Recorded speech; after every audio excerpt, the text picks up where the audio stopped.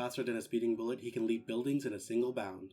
Look, up in the sky. It's a bird. It's a plane. It's Johnathan Kent, son of the legendary reporter Lois Lane and son of Clark Kent, better known as Superman.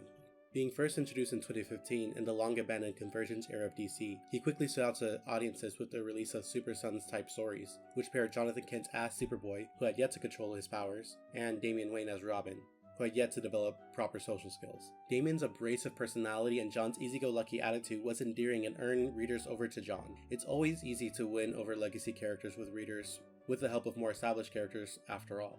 However, less than 4 years after his debut, DC made the decision to age up Johnathan from 11 to 17 years old in Superman 2018. This came as a surprise to readers. Johnathan in the grand scheme of comic book history had only just debuted less than 4 years ago, and suddenly he becomes a young man, and many wish for the age up Johnathan to be retconned via shenanigans in the multiverse or something like that. But depending on how it's handled, it could also undo Johnathan's bisexuality and his relationship to his boyfriend, Jay Nakamura. In October of last year, ahead of Superman Son of Kal-El's 5th issue release in November, it was revealed that Johnathan Kent, the Superman of Earth, is bisexual and in a relationship with Jay Nakamura, a reporter not unlike Lois Lane. The announcement was met with applause and derision alike, with major publications like the BBC, Polygon, and Fox News each having unique takes on the reveal. Those against the reveal gave bad faith arguments that comics are for kids, and that addressing sexuality is too explicit and should be avoided. It is a bad faith argument since comics have always catered to explicit content for straight readers, and when you compare two men kissing to actual relations, it becomes obvious who reads comics and who is just homophobic. Others have argued that the reveal is not revolutionary in any way, and it's just a marketing ploy to get your sweet dollars. I was already reading the title when it was announced, so I thought I would wait to read the issue to give my opinion on it. Yes, these reveals can be a marketing ploy to increase sales. DC had already done it earlier last year when revealing Robin as bisexual as well. But they proceeded to do nothing about it with Robin until now, almost a year later, with the release of the actual follow-up to Batman Urban Legends number 5 for Pride, as well as his marketable and collectible Robin Funko Pop, which comes bundled with Poison Ivy and Harley Quinn. Yes, this marketing's for King Screw You DC, but since it's Pride Month now, and more than a few issues for Superman have come out, and I'm very homosexual, I thought it would be the perfect time to talk about it. Hi, I'm Megalomaniac64. I just talk about various video games, comic book titles, anime, and so on. And for Pride Month, I plan on uploading a video a day, daily for the whole month. If that sounds interesting, give the video a like and subscribe to stick around, cause a month is a long time. Before we start talking about adult Johnathan Kent, we do have to start with him as a kid. A lot of people have proclaimed this reveal to come out of nowhere, which I don't quite agree with. For our purposes, we're starting with the start of John's identity crisis, which we would see in the Super Sons of Tomorrow story. In it, future versions of present heroes like Tim Drake and Artemis are after Superboy. Future Tim Drake, as Savior, as they call him, claims Superboy here would cause a devastating future because of his new ability called Implosion or something like that. After rounding up the Teen Titans of the time, freeing Superman, the only person who can stop Superboy's emotional outbursts is the unhinged future Tim Drake, who gets lost in time, seemingly perishing. This ordeal causes a lot of strain on those present. The Titans are worried for their future since Tim Drake, even if unhinged and from the future, died before them due to their inability to work together as a team. When it's put to a vote whether or not to allow Superboy on the team, the motion is rejected, with only Damian voting in favor. While he is reassured it's not due to his fault, John internalizes this and believes it to mean he's the problem, especially since he isn't in control of his powers like his father. And here comes the issues of identity that follows every member of the Super family. It happens to Supergirl, it happens to Connor, and now the curse follows an 11-year-old boy, wondering how he could ever live up to the expectations that come from being Superman's clone, son. Even while he's walking ground that's already been walked, John's identity isn't something someone else can uncover for him, and it's easy to see how he struggles with it. He may be a boy, but his powers are dangerous. As a kid, he has been seen to kill by accident birds and cats, and while he is good at socializing, no one wants to get close to him, as deep down, everyone, even superpowered heroes, are unwittingly scared of him. It's interesting to see a child like himself so confused with his place in the universe and how he could ever possibly control his power, and like others around him, live up to expectations his father symbolizes. I believe this may be the reason why he was aged up.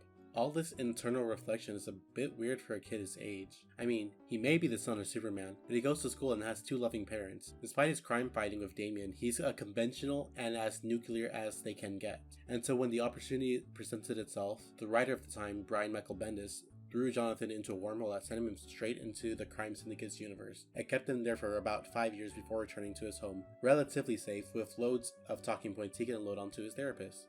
But now that he's a man, it doesn't take long for John to officially become the man of tomorrow. As an excuse to pass on popular mantles to new legacy heroes, and to experiment with the continuity with possible futures, DC started Future State, which, as Google calls it, is a comic book storyline consisting of multiple limited series. This takes place after Dark Knight's Death Metal, which softly rebooted the multiverse and allowed DC to experiment with canon with the new and current era, the Infinite Frontier. This gave us a lot of queer superheroes and an incredibly diverse Justice League featuring 2 black characters with Green Lantern and Batman, 3 women with the new Wonder Woman, Green Lantern, and Aquawoman, and queer characters with John Kent being bisexual, and the new Flash being non-binary. But we're here today to talk about John. In Future State, it is revealed to us that Superman 5 years ago decided to take his mission to save the world to the rest of the universe, since there are people in every galaxy who needs help. This leads John to become the Superman of Earth, and he even takes his place in the new Justice League. This is a jumping off point for John to get his own solo series, which began in July 2021 and takes place 5 years before Future State. John's Superman series is written by Tom Taylor. Here would be where Johnathan Kent would fight modern day evils like corrupt governments and politicians, climate change and all that, but he would still try to lead a normal life. In the second issue, he would try to attend university as his new alter ego, Finn Connors, but blows it when an on-campus shooting occurs and he has to stop it. Maybe if he chose a better alter ego name, like something with LL in it maybe, he might have had better luck. Oh well. After his cover is blown, he goes off to space to sulk about his identity. He's not normal and he feels he needs to stop trying to be normal. And after a conversation with his dad, he's officially handed the mantle of Superman of Earth, with the key to the Fortress of Solitude and everything. But it would be shortly after this encounter where Superman would meet Jay Nakamura properly for the first time. He was shown on campus during the shooting. He's Asian and wears glasses, average build with pink hair and a signature orange and green hoodie. He's a reporter who works for his own news site called The Truth, since he's all about reaching out to the truth and dispersing the fog of lies and all that. He tends to report on this country called Gomorrah, but generally talks about the ills of society and people who need help because he's a revolutionary like that. Going to protest, getting arrested, the whole shebang. Their friendship forms rather quickly and even gets to meet Lois Lane and the Kents on their farm as early as the 3rd issue. This all comes to head in the fated issue 5. John had been hit with a blast from the main antagonist of the series, Henry Bendix, which multiplies John's powers exponentially. It may sound good on paper, but this leads to him being unable to ignore the calls of help that eventually overwhelm him. He begins to lose control and ends up hurting a civilian, a rookie mistake. Jay manages to get John's attention, and we finally get the scene we've all been waiting for. It is explained that Jay is post-human, and that he has superhuman abilities. His power is the ability to phase through anything, to become intangible. Explain to John that, in trying to save everyone, he's burning out and losing control. John needs to slow down and rest before he can do anything else, before he does something he can't come back from, and loses the trust of the public. But John just can't ignore the people in need when he can hear everyone in excruciating detail the pain and suffering that's going on all over the world. He only meant to rest for a minute, but by the time he wakes up, 9 hours have passed. He was wearing noise-canceling headphones given to him by Jay so he could recover. You see, John would never refuse to help anyone who needed it, but Jay is intangible. He cannot be hurt by conventional means, almost like John himself. This puts John in a state of ease, where the one person in the world who won't get flattened into last week's news is Jay. After a day of saving the world, he can come back to Jay and rest and recharge, and he can be confident Jay will be fine, that the world will keep spinning while Jay looks over him. This leads to a flash of intimacy and ends with a kiss, before John has to fly off and do his thing. While I do believe there could have been more build-up to the relationship, I do think the foundation there is solid enough to rush things. Many couples in TV, movies, anime, etc. spend way too much time in the will they, won't they part. We're seeing our main couple never get together until the very end becomes sort of a masochistic form of pleasure. So, every time a relationship progresses quickly, especially the gay ones, we have a big problem with slow burns. It seems unearned, even when it is, and I do believe this is one of those cases. John here is so worried about taking care of everyone else, but he doesn't have time to think about his own needs. Sure, he has his mom and dad and grandparents, but they have sort of learned to live and let live, adapting around the nonsense that is being part of a superpowered family. Jay, however, continues to understand that one man can't do it all, and is there to take care of John when John can't do it himself. Jay becomes a source of tranquility for John, and they soon spend lots of time together, whether it be getting pizza together or taking down corrupt politicians. They continue to show intimacy with one another, hand-holding, kisses and all. They even have a grounded discussion of whether or not they should come out to John's mom.